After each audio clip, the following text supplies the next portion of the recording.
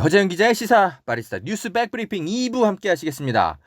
자, 여러분, 시사저널이 11월 10일 날 요런 보도를 했는데, 김봉현 지금 전 스타모빌리티 회장의 흠집을 내기 위해서 언론들이 좀 노력을 하고 있는 것 같아요. 지금 시사저널이 김봉현 씨의 양심 고백이라는 편지가 지금 신빙성이 흔들린다. 왜냐, 자기들이 무슨 녹취록 같은 걸 입수했는데 그러면서 폭로를 좀 한 게 있어요. 이거 잠깐 좀 보시죠. 이거 어떻게 봐야 될지. 좀 조중동이 막 또 언론 플레이 하고 있는 것 같아요. 이게 그 김봉현 전 회장이 이제 검찰에 체포되기 전에 3월 달하고 4월 달에 이제 지인하고 통화한 녹취록이 있는데, 그거를 시사저널이 입수를 한 것 같아요. 근데 여기 보면은 시사저널 쪽 주장인데, 원래 김봉현 씨가 양심 그 편지 폭로하면서 여당 정치인에 대한 진술을 검찰 쪽에서 요구했다, 이렇게 주장을 하는데, 자기들이 이 김봉현 씨가 지인하고 이렇게 통화한 내용들을 살펴보니까 사실은 자기가 먼저 주도해가지고 여당 관련한 정치인들 막 로비 정황한 거 언론에 흘릴 것을 지시하고 막 이랬다. 그러니까 뭐 검찰의 압력을 받아가지고 어쩔 수 없이 여당 정치인에 대한 진술을 한 거라는 그런 양심 선언은 지금 신빙성이 흔들린다, 이런 취지로 시사저널이 보도를 했어요. 일단 내용을 잠깐 좀 보면 김봉현 씨가 올해 3월 20일 날 최측근 누구랑 대화한 내용이 이래요. 김봉현 씨가 이렇게 얘기합니다.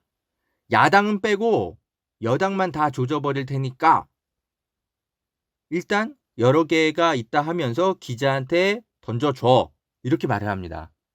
그러니까 언론 플레이를 누구한테 시키고 있는 거예요. 자기가 여당 정치인만 다 조져버릴 테니까 기자한테 그런 거 좀 던져주라고.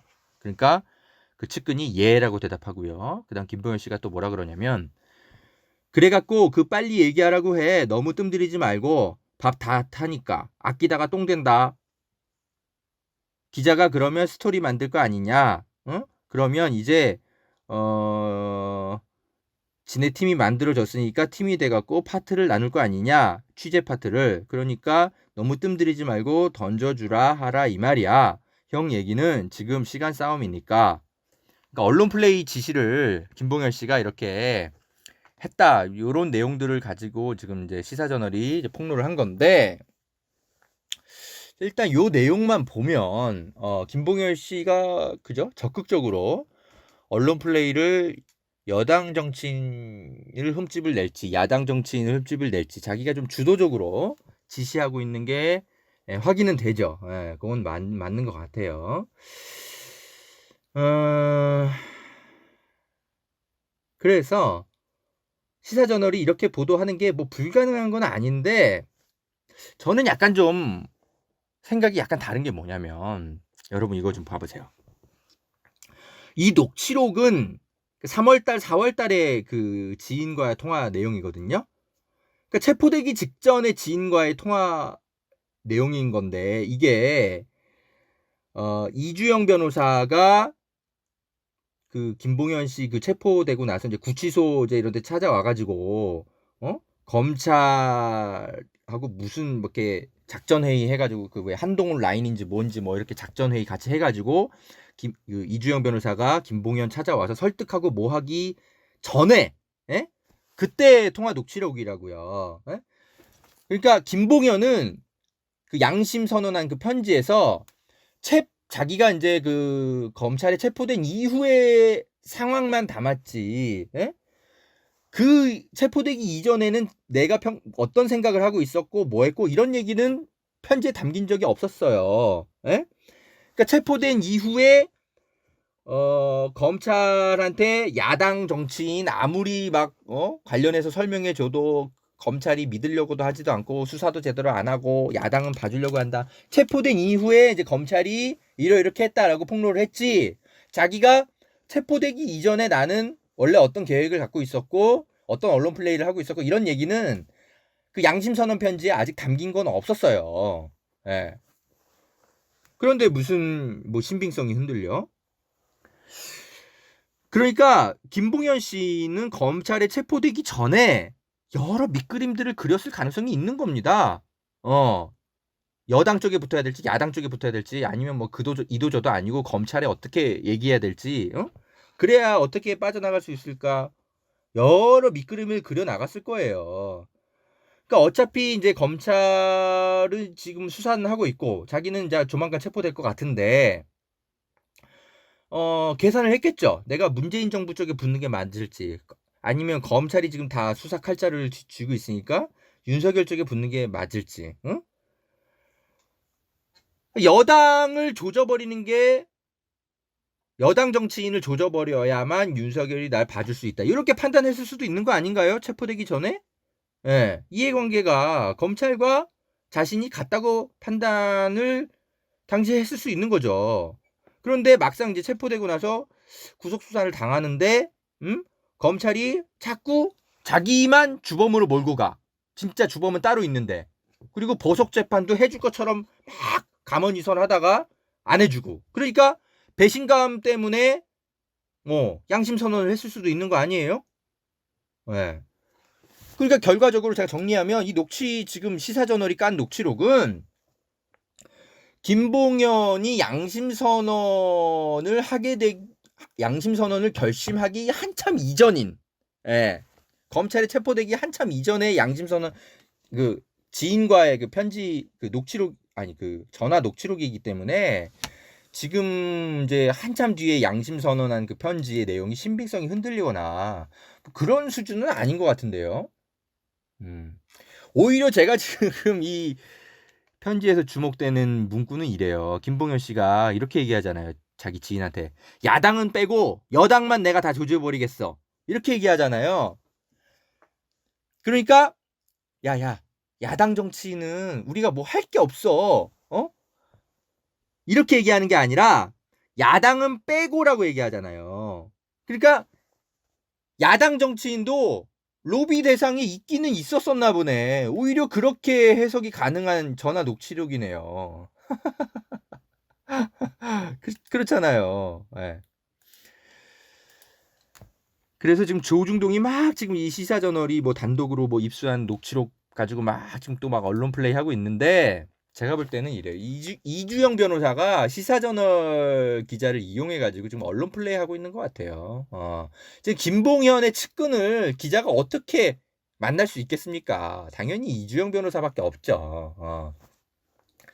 김봉현 측근을 시사저널 기자한테 이주영 변호사가 연결시켜줘가지고 야야야 요 내용 들어보면 당시 김봉현이 이런 얘기한 거 있을 거야. 그러니까 이거 김봉현 말의 신빙성을 좀 뒤집을 수 있는 그런 내용으로 판단될 수 있으니까 이런 거 갖고 보도해. 이렇게 시켰겠지. 제가 볼 땐 그래요. 틀림없습니다. 80% 이상입니다. 요렇게 좀 정리를 해드리고 그리고 검찰이 지금 그 뭐 사기꾼 말을 뭐 국민이 왜 믿으려고 하냐 뭐 이런 식으로 얘기를 하는데 아이고 참 사기꾼 말을 우리가 왜 믿습니까? 당연히 안 믿죠. 그런 게 아니라 우리가 김봉현 씨 말만 믿는 게 아니지 당연히 김봉현 씨의 말의 폭로 내용이 워낙 구체적이니까 이걸 검증하려는 거죠. 여러분 우리가요 사기꾼 말이라고 당연히 이걸 우리가 왜 믿습니까? 안 그래요? 사실관계를 따져보겠다는 거죠. 워낙 폭로의 내용이 구체적이니까. 그러면 우리가 검찰 니들 말만 믿어야 되냐? 그건 더 못 믿지. 니들도 사기꾼인데. 안 그래요? 아니 10년 전에 그 BBK 사건 그거 폭로를 다스가 이명박 거다라고 얘기했던 사람 폭로의 주체가 누굽니까? 김경준이잖아요. 아니 김경준은 뭐 사기꾼 아닙니까? 근데 10년 후에 지금 김경준 말만 다 사실로 드러났잖아요. 그리고 윤석열 검찰총장 이 사람이야말로 다스 당시 그 특별수사팀에 그죠? 파견했던 수사팀 검사 아니었습니까? 윤석열 당신도 책임이 있어요. BBK가 이명박 거 아니라며. 근데 지금 와서 보세요. 다 사실로 드러났잖아요. BBK 이명박 건데 검찰 말을 어떻게 믿어요? 그러니까 국민은 사기꾼 말도 못 믿겠고 검찰 말도 다 못 믿겠고 그러니까 공수처가 됐든 특검이 됐든 청문회가 됐든 국민이 직접 살펴보겠다 이겁니다. 추미애 장관은 그걸 지시한 거예요. 김봉현 지금 전 스타 모빌리티 회장이 국회에다가 자기가 출석할 테니까 청문회 하겠다. 청문회 요청하고 있잖아요. 그럼 국회에서 청문회 해도 될 것 같아요. 본인이 다 설명하겠다고 하니까. 자, 사기꾼 말만 왜 믿으려고 하냐라는 주변에 조금 약간 그런 얘기가 있으면 이렇게 반박을 해주십시오, 여러분. 자, 김봉현의 새로운 녹취록과 관련해서는 이 정도 정리를 좀 일단 급히 해드리고요. 황상무 전 KBS 앵커, KBS를 지금 이제 떠나겠다고 하면서 남긴 그 글이 지금 화제가 되고 있는데, 요거 관련해서 조금 제가 따로 좀 살펴본 게 있거든요. 요거 좀 말씀을 좀 드릴게요. 황상무 씨, KBS 9시 뉴스를 굉장히 오랫동안 진행을 했죠. 2015년 1월부터 진행을 했네. 박근혜 정부 때. 그러면서 와, 오래 했다. 3년도 넘게 진행했구나. 2018년 4월. 양승동 사장 체제가 들어서기 직전까지 앵커직을 계속 수행을 했네요. 참 오래도 했다. 어르신들한테는 굉장히 낯익은 얼굴이겠네. 워낙 KBS 뉴스 안 봐가지고 저는 이 사람 얼굴 잘 기억은 안 났는데 살펴보니까 아니 그런데 이 사람이 이 황상무 씨가요 이렇게 글을 남기면서 KBS를 떠났어요. 떠난다고 밝혔어요. KBS에 제가 더 이상 머물 공간이 없습니다. 그래서 떠납니다. 2005년 5월 3일 피눈물을 삼키며 진행했던 아침 뉴스가 생각난다. 이건 됐고. 국민의 수신료로 운영되는 회사가 한쪽 진영에 서면 나머지 절반의 국민을 적으로 돌리는 일이다. KBS는 극단의 적대 정치에 편승해서는 안 된다. 이런 글을 남기면서 자기가 이제 KBS 떠나겠다고 밝혔어요. 참나. 아니 당신이 저쪽 진영에 박근혜 정부 그때 그 편에 서 있었으니까 지금 그렇게 판단하는 거 아니에요? 지금 KBS가 지금 어떤 한쪽 진영에 서 있다고? 참나. 당신이야말로 한쪽 진영에 서 있었던 거 아닙니까? 황상무 씨. 제가 그래서 이 KBS 좀 이제 이 내용을 좀 잘 알만한 간부급 기자한테 내용을 좀 물어봤어요. 황상무 씨 좀 어떤 사람이냐고, 사내에서 어떤 평가받는 사람이냐고.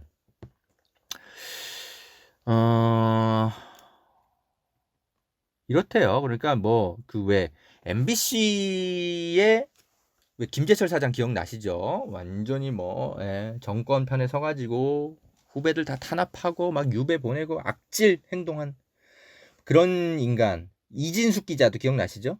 이런 인간들처럼 막 그런 식으로 악질적인 행동을 하거나 그렇게 행동한 사람은 아니라고는 하네요. 되게 좀 약간 후배들하고도 뭐 그렇게 뭐 아주 잘 못 지낸 것도 아니고 좀 신사적인 사람이었고 뭐 그런 사람이긴 한데, 다만 오랫동안 이제 뉴스 진행하면서 박근혜 정부 막 이런 거 되게 옹호하는 말 이런 거 되게 많이 하고 그래서 원성도 좀 사고, 그리고 단순히 앵커가 아니라 앵커를 하면 이제 보도국 간부잖아요. 아이템 결정하고 다 그런 거 자기가 다 한단 말입니다. 그런 거 할 때 좀 후배들한테 좀 욕도 좀 먹고 그러긴 했는데, 후배들을 막 악질적으로 막 괴롭히거나 양심 보도를 막 가로막거나 뭐 이제 뭐 그렇게까지 막 이렇게 마찰은 없었다고 하네요. 근데 이 황상무 앵커가 되게 부적절한 발언을 해서 눈길은 많이 샀었어요, 지금까지.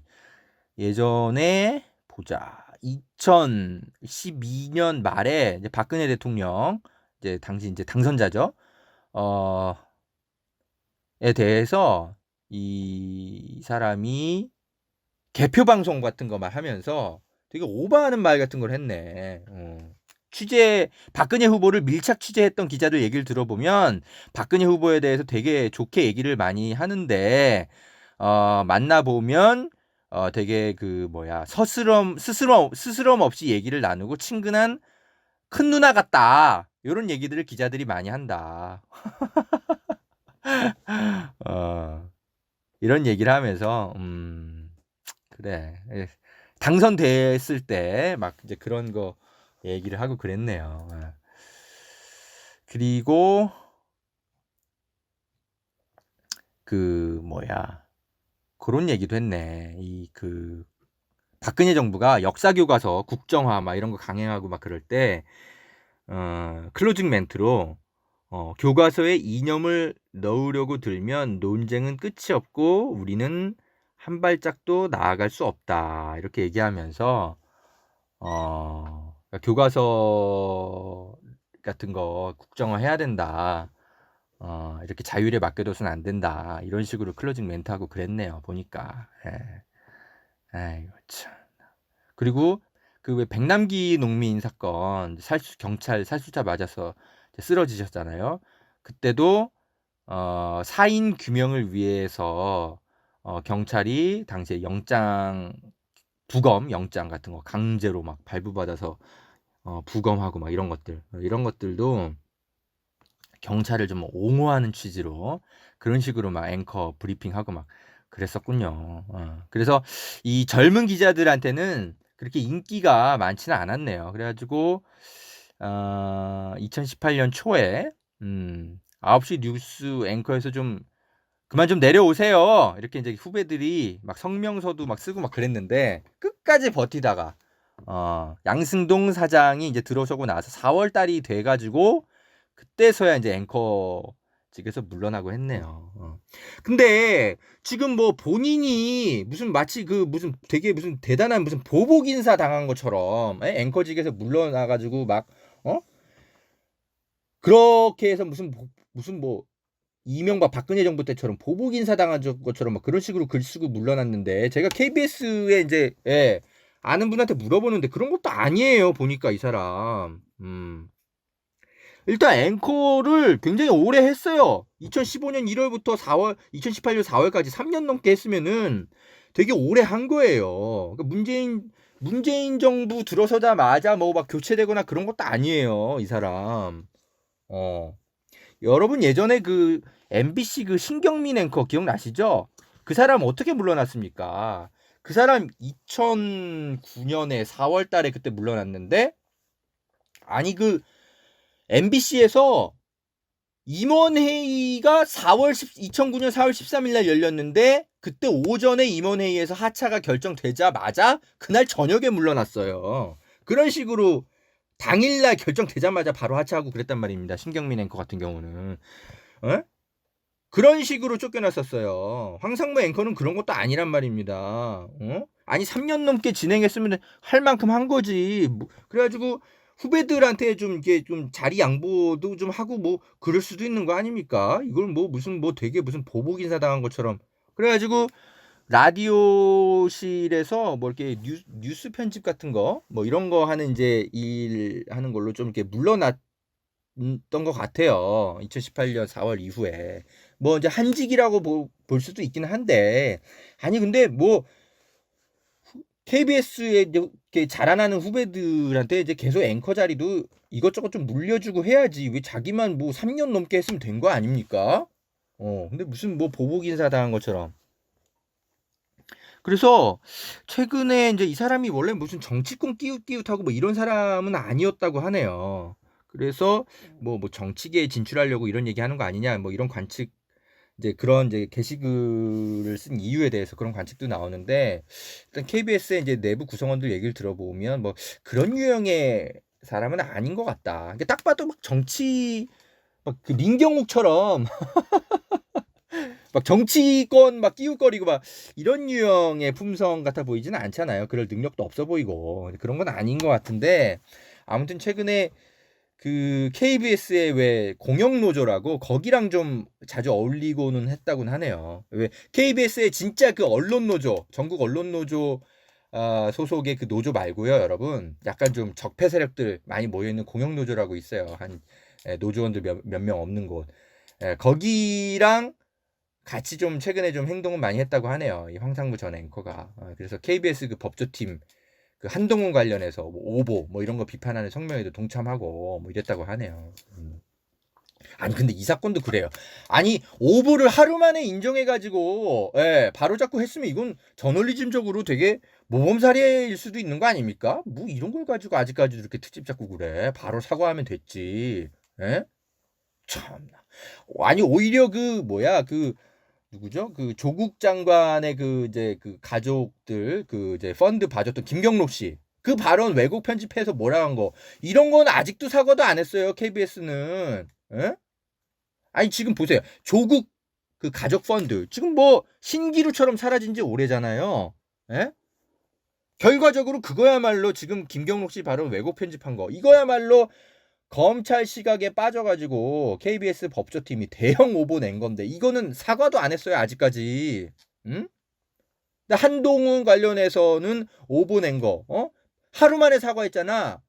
근데 뭘 그걸 가지고 아직까지 트집을 잡고 그래? 예. 무슨 정권에 무슨 뭐 나팔수가 된 것처럼 KBS 법조팀이 그럴 리가 없잖아요. 황상무 앵커. 예, 하여튼 이 사람이 계속 그런 식으로 해가지고 KBS 좀 적폐 노조라고 해야 될까? 예, 여기랑 좀 친하게 지내고 최근에 이제 그런 행보는 좀 보였다고는 하는데 아무튼 뭐 정치권 왔다 갔다 하고 그런 관측은 일단 없었다고는 하는데 또 모르죠 또 뭐 언제 또 이렇게 짠 하고 나타날지. 예, 그것도 근데 안 돼 보여요. 예. 근데 아무튼 제가 좀 정리를 좀 해드리면 이 사람 그냥 물러날 때가 돼서 물러난 겁니다. 예, 그리고 앵커를 그렇게 오래 했으면 배려 받을 만큼 받은 거고 그리고 뭐 하차되는 과정에서 뭐 억지로 막 쫓겨난 것도 아니고 제가 볼 때는 그냥 자기가 왜 사내 정권 교체라고 해야 될까요? 여러분 왜 그 회사 생활 오래 해보신 분들은 알잖아요. 이게 무슨 뭐 대통령 하나 바뀌고 뭐하고 이런 거랑 다 상관없이 그냥 원래 사내 정권이 교체가 되면 원래 인사 이동은 다 있는 겁니다. 그러면 누군가는 누구나 다 좋은 자리에 갈 수는 없는 거잖아요. 그러면 이제 자기 입장에서는 조금 불이익 받았다고 생각할 수도 있고 뭐 그런 거 늘 있는 겁니다. 제가 볼 때는 황상무 이 앵커는 그냥 자기가 그냥 더 이상 뭐 설 자리가 없고 나이도 먹고 후배들한테 인기도 없고 그런 이제 좀 약간 상황이 되니까 이거를 좀 포장하기 위해서 무슨 뭐 정권에 무슨 탄압받는 것처럼 KBS가 무슨 중립을 잃은 것처럼 그런 식으로 포장해가지고 떠나려는 거 아니냐. 좀 약간 좀 그런 쪽으로 저는 좀 해석이 되는데요. 문재인 정부가 무슨 뭐 보복 인사하거나 이런 거랑은 전혀 상관없습니다. 아니 그리고 보복 인사는 당연히 하면 안 되지만 지금 언론 정상화를 위해서 과거에 이명박 박근혜 정부 때 그 알랑방귀 껴가면서 그죠? 언론 적폐 행동들 한 사람들 아니 그런 사람들을 다 솎아내서 물갈이 해야 되는 건 너무 당연한 거 아닙니까? 아니 그럼 그 사람들 뭐 과거에 무슨 짓을 저질렀거나 말거나 그냥 다 내버려 둬야 돼요? 계속 간부로 계속 핵심 보직으로 있게 하고 그러면 안 되지. 우리가 KBS 언론 정상화 되라고 그래서 우리가 촛불 든 건데 그래서 양승동 KBS 사장 체제를 우리가 만들어주고 다 한 건데 국민이 그 언론 정상화 과정에서 당연히 쫓겨날 인간들은 쫓겨내야죠. 다만 합법적인 방식으로.